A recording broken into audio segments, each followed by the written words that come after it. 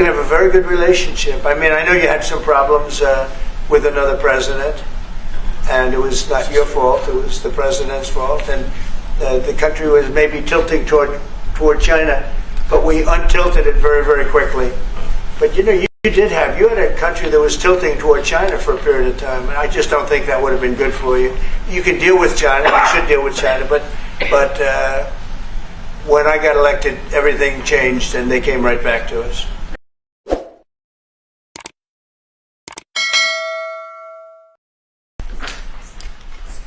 Well, thank you very much, everybody. It's a great honor to have President Ferdinand Marcos Jr. of the Philippines, a great family legacy, and highly respected in this country. I know that because I have many friends in the Philippines, and there's great respect, or I couldn't say it, so congratulations. We're going to be talking about trade. We're going to be talking about war and peace. They're a very important nation militarily, and we've had some great drills lately. We're back with them. I think I can say that the last administration was not getting along with them too well. They didn't get along with anybody. They didn't know. Honestly, they didn't know what they were doing. But we have some fantastic military relationships with the Philippines, and that's been reinstituted. And Pete, I would say that you couldn't be happier, right, with the relationship. Absolutely. Great partners. So I just want to say it's an honor to have you. We're going to talk about trade today, and we're very close to finishing a trade deal, big trade deal actually. And we do a lot of business with you. It's a lot of income coming in for both groups. But I was surprised to see the kind of numbers. They're very big, and they're going to get bigger under what we're doing and what we're proposing. And I just want to thank you for being with us. It's a great honor. You and your representative. It's really a great honor. We have a big announcement. AstraZeneca, the big drug company, is going to spend $50 billion, just announced $50 billion in the United States in order to build various places all over the country, big manufacturing plants, pharmaceutical plants all over the country, so that's an honor. And he said they did that because of the election and because of the fact that the tariffs are placed. So they're building their facilities in New York. $50 billion, that's a big investment. And it's going to be a very good investment. I have no doubt about it. So thank you to AstraZeneca. And with that, I'd like to have you say a few words, please. Thank you very much, Mr. President. Of course, we're all very happy to be here to once again reaffirm the very strong ties between the Philippines and the United States, ties that go back over 100 years. And considering the context in which we live these days, especially in my part of the world, this has evolved into as important a relationship as is possible to have. We must remember that the United States is our only treaty partner in the Philippines, and that has stood us in good stead over the years, certainly through the Second World War, and the cultural memory of all Filipinos, down to even the school children, is that our strongest, closest, most reliable ally has always been the United States. That is something that we value, that we are grateful for, and that we will continue to foster as we go on. With the leadership of President Trump, I am very confident that we will be able to achieve that.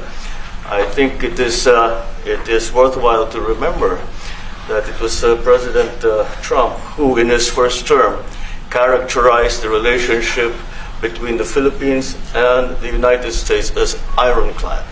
And that has been necessarily the case since that time that you made that statement, sir. And it is something that the Philippines will always hold close to its heart. Thank you once again, and we are honored, and it is our great pleasure to be here and to visit with the President of the United States. Thank you, sir. It's my great honor. Any questions? Mr. President. Yeah, please go ahead. Mr. President, to ask both of you Yes. one question. Mr. President Marcos, next year, Philippines is going to be the rotating chair of ASEAN. I wonder, how do you plan to balance your relationship between the United States and China? And for President Trump, Kremlin yesterday said if you are going to Beijing in September, they wouldn't rule out a meeting between you and President Putin. Is such a meeting possible? And how soon do you plan to visit China? Well, we have a lot of meetings possible. President Xi has invited me to China, and we'll probably be doing that in the not too distant future, a little bit out, but not too distant. And I've been invited by a lot of people, and we'll make those decisions pretty soon. Please.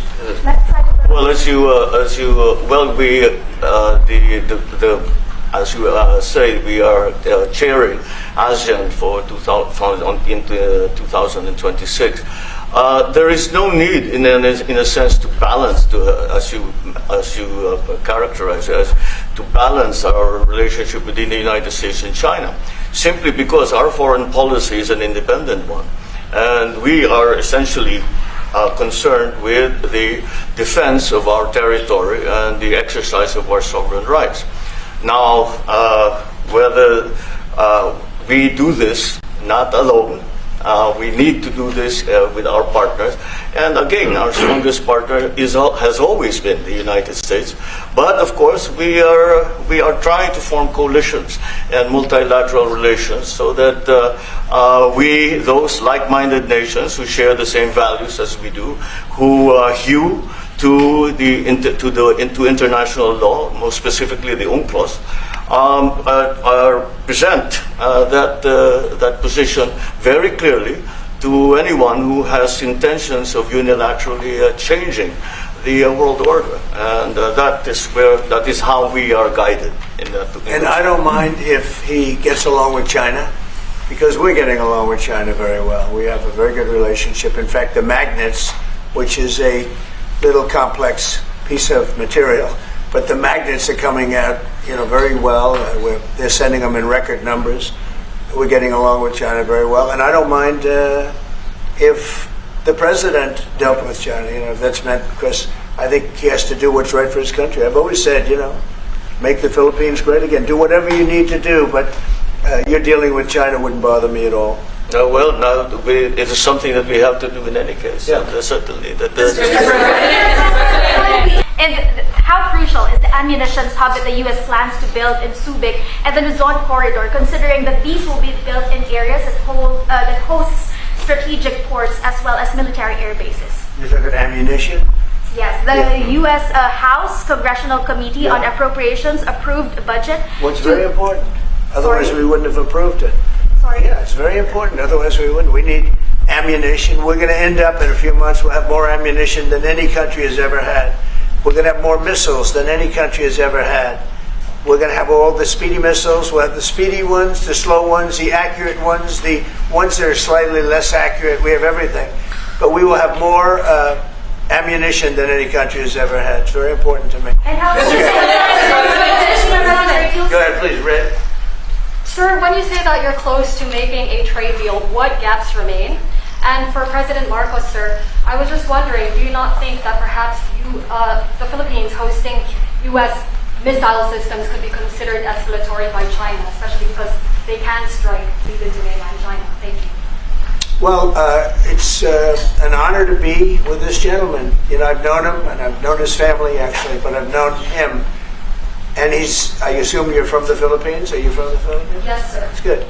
You're very lucky to be from the Philippines. It's a great place. But we're going to have a very good relationship. I mean, I know you had some problems with another president, and it was not your fault. It was the president's fault. And the country was maybe tilting toward China, but we untilted it very, very quickly. But you had a country that was tilting toward China for a period of time, and I just don't think that would have been good for you. You can deal with China, you should deal with China, but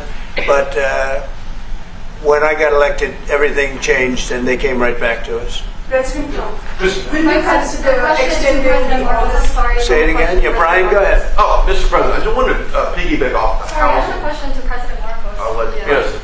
I'm sorry. What was the question again? It was about whether having U.S. missiles hosted in the Philippines could be considered escalatory by China. All of what we consider part of the modernization of the Philippine military is really as a response to the circumstances that surround the situation around the South China Sea, and now what we used to refer to as Asia Pacific, which we have expanded now to the Indo-Pacific.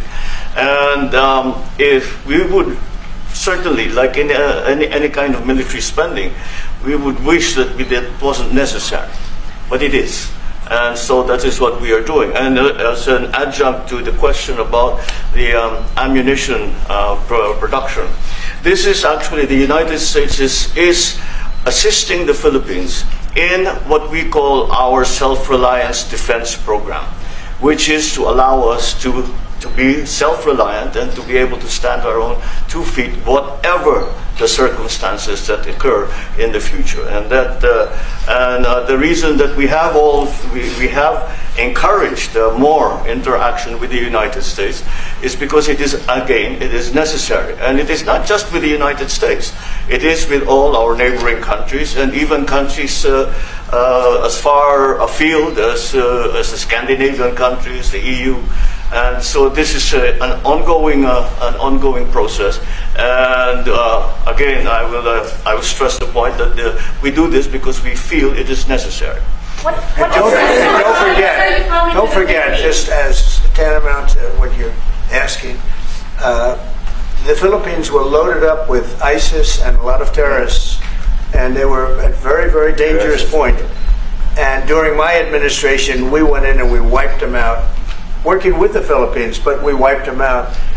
But if we didn't go in, I don't know what would have happened. I don't know who would be your president right now. But we spent a lot of time and a lot of talent on going into the Philippines and wiping out terrorists. They had a tremendous problem during my administration.